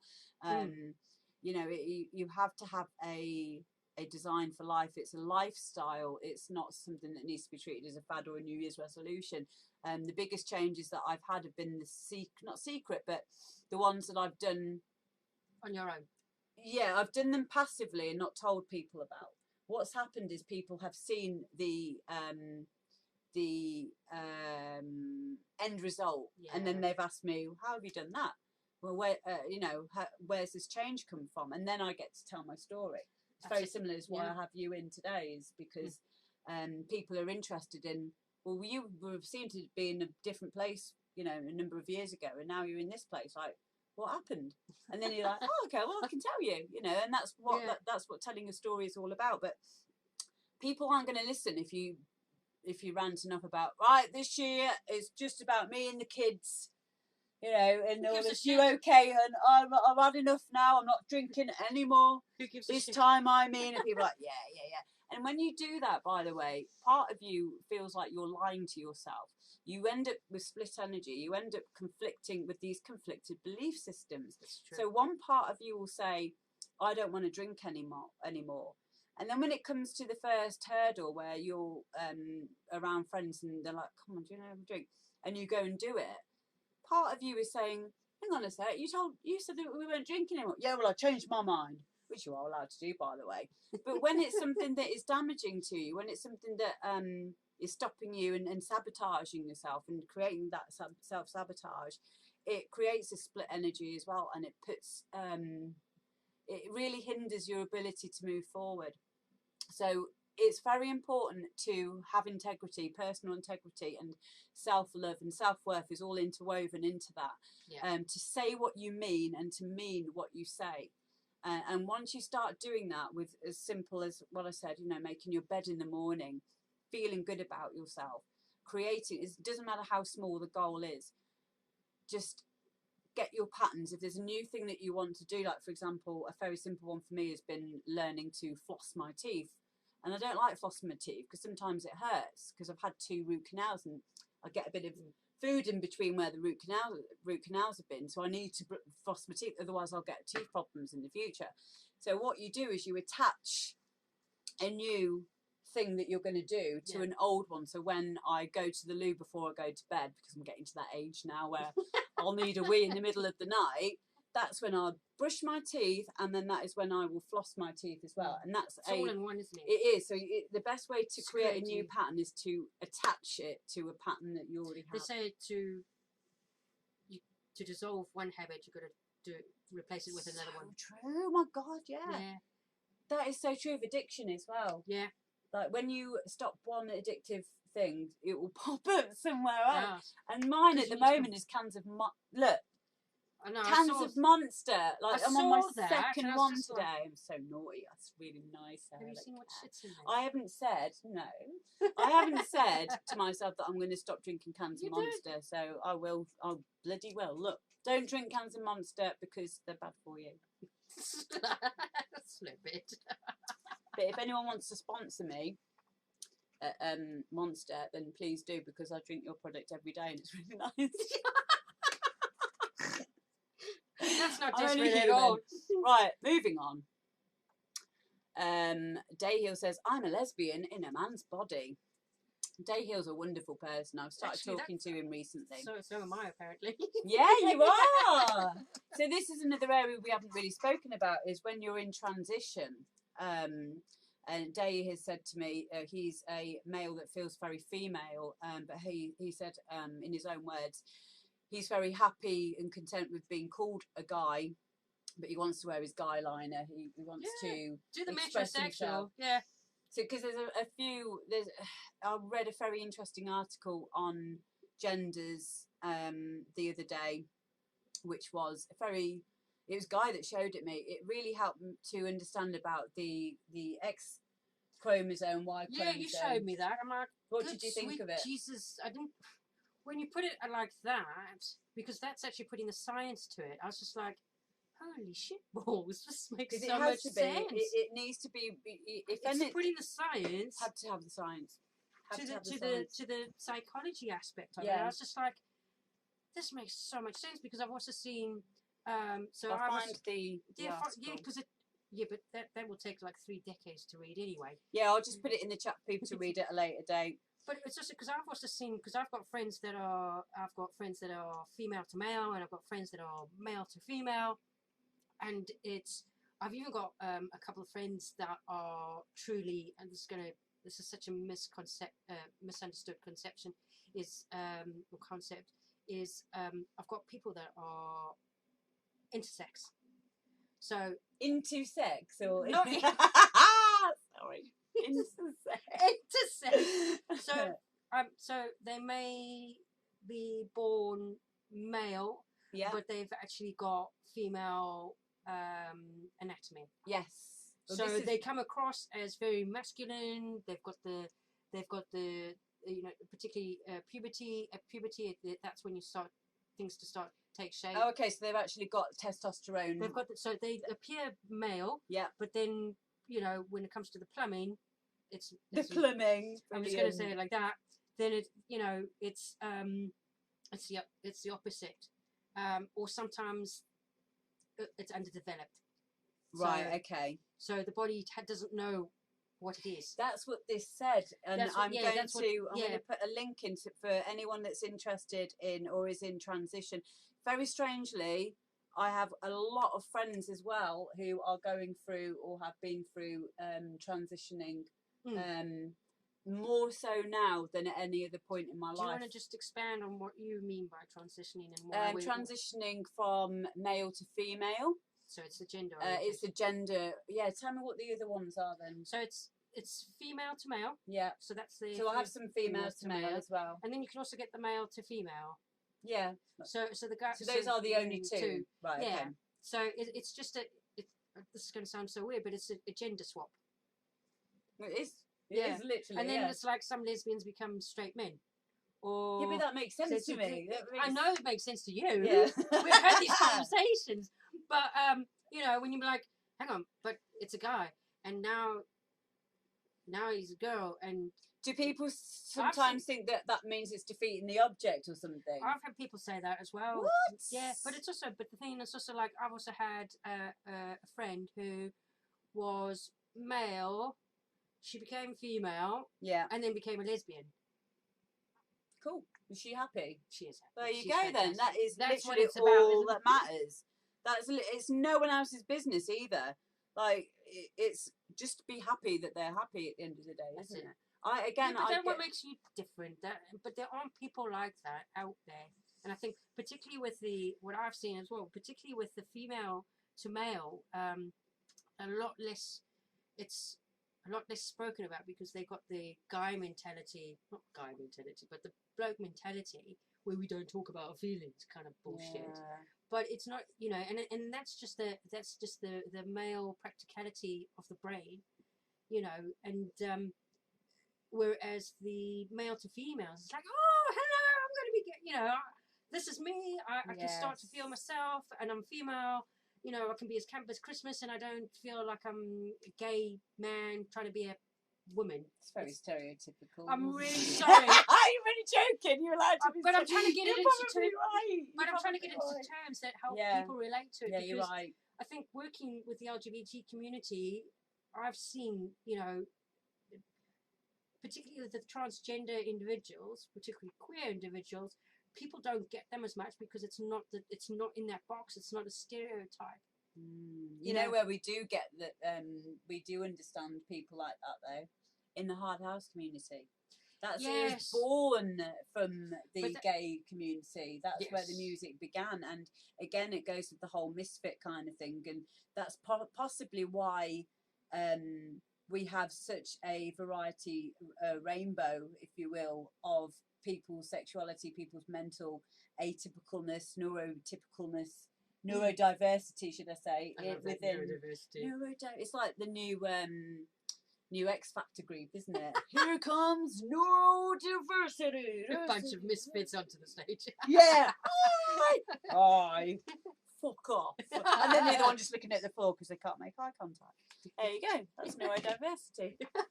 But yeah, I do find in the hard house scene, as much as everyone seems to bitch and piss each other off, I honestly do think that is very much like a childish sibling kind of a thing. Yeah, it's the banter, isn't it? It's banter, and I think sometimes we just take it. The hard house, you guys, the community is a lot more strong. It's a lot more.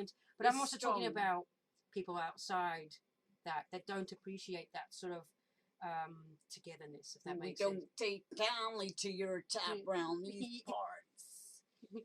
Yeah, there are some people like that. God doesn't like fags. I was going to go for swinging. Oh, dearie me. I feel very sorry for people like that. It must be just literally 50 Shades of Grey, but not in a good story. It's not even 50 Shades of Grey. No, it's not. It's just grey. There you go. Like not liberating. No, it's not at all. But yeah, it's been a wonderful chat. It really has. I'm just going to have a look if there's any more. Lou's going for a piss. Oh no, yeah, she's going for a piss and to walk her dog. I thought you just wanted to mention that to the entirety. Well, it's fine. I'd have been like, oh yeah, that's cool. I take pictures of myself on the toilet. I can't talk really, can I? So, actually, yeah. Yeah, exactly. You take a lot of pictures of selfies. The toilet selfies. So, I'm trying to. Okay, so people seem to have sorted out all of their stuff without our help, which is really good, really, because that means that our work is done, even if it's passively. And I hope that some of that has been very helpful to you all. That was it. The circadian rhythms. That's the one. That is the word that I could not remember because I haven't done any of my homework. It's basically the natural cycles and rhythms that we have, which are all part of the world and the universe and all the rest of it. Is the reason why we like da, da, da, da, da. There you go. So that is inbuilt in us to have to finish things. It's like a thing. And also, if you walk next to someone, you'll find that you'll both start walking in sync with each other. Yeah, in sync. That was another big boy band. They were really well. We should listen to some of that afterwards. But also, and something, but also, when you've got females living together, they become in sync with their own periods and stuff. Oh my God, poor Guy. I'm really sorry in advance for that because that's probably going to be quite difficult for you. You're going to be tolerating all three of us. He's got a few years yet. Yeah, I hope so. I certainly hope so. But yeah, that's been amazing, guys. I really, really enjoyed this chat, and thank you so much, Tam, for coming in and being it's so been honest. fantastic, and I hope that people can relate and they can help each other out. And I think that's been a perfect example of what's happened here. So I'm fantastic to be a part of it. Oh, yeah, definitely. Oh, brilliant. Craig Miller's in the house and has said, my best friend from school turned gay, then became a female and is now engaged to a woman. I love that. Oh. Love is love. Love is love, exactly. So the thing is, some stereotypes are scientific, but others are socially learnt, like pink for girls, blue for boys, which used to be the opposite. I didn't know that. Yes, it was. Wow. Yeah. Really? Yeah. I looked into that. Why do we? Because I looked into why do we associate gender with color? This is Yeah. but then also now, like for lesbians, it's blue. I'm like, and that's just been a I total. think that's like a re-owning the but boy that's just thing, been maybe. That's just being a rebel. It's like yeah, well, you can disown your female traits a bit sometimes as well. It can go too far the other end. It's a bit like being it's like the privileged white male thing, you know, and the guilt attached to being white. And again, it's still not helpful, is it? We have to integrate both sides of the coin, you know, because we are both sides of the coin. Yin and yang, isn't it? Absolutely, yeah. It's all balance, isn't it? At the end of the day, yeah. This new one now, cultural appropriation. That's God, that just hurts my brain. Someone just wearing a kimono, not komodo, that's a song. But see, like anything could be made into being like a cultural appropriation now. I actually had a conversation with Day, who is coming in the studio soon to do a track with me, and we were talking about like the scales. And there was a track that I played on my live stream the other day, and both of us being geeks, he went, oh, the Arabian scale, one of my favourites. And I started thinking the other day, I was like, I wonder if cultural appropriation will start leaking into music, because that means that we're not going to be able to use certain scales like the Arabian scale, or, you know, like in Asia as well, it's very much like I can't remember the name of the scales for that, but it's all like, you know, that very. I'm gonna go yes, but I have no fucking. It's a very certain sound to it. But if we're not from China, does that mean we're now culturally appropriating through music? Do you know what I mean? Like, where is the line going to be drawn on this? Like, where does it? And if we use an instrument like a panpipe, wherever the panpipe came from, but if we're not from that country, bagpipe. Yeah, what about a bagpipe? Yeah, is it culturally inappropriate if I use a bagpipe in my next hardstyle track? Like, let me know. No, this is the point. It's getting silly. It's getting silly. So none of that, please. We don't want any cultural appropriation, or, you know, if you want to wear a komodo or whatever it is, a kimono, or kill, just do it. You own that shit. You know, you enjoy yourself. And yeah, on that note, we're gonna leave you now, and thank you so much. Yeah, it's just the black notes. That's right. There you go. See, is that racist? Oh no, not again! Oh, chalkboard, blackboard. Pardon? Chalkboard, blackboard. Chalk and cheese.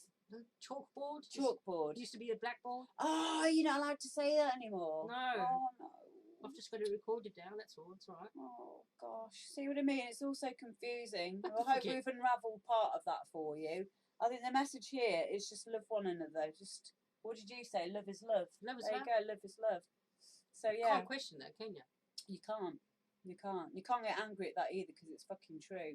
So, yeah, thank you very much, Tam. Thank you. No, thanks for this. Yeah, this has been amazing, to be honest. And I've loved people being involved as well. Yeah, it's been ace. Definitely rewarding. So yeah, we'll get you back on again at some point in the future. I would love that. Well. Yeah, I would love that. Because I've run out of things to talk about now. Like, are you sure about that? Yeah, I actually am. I've got all my shit out.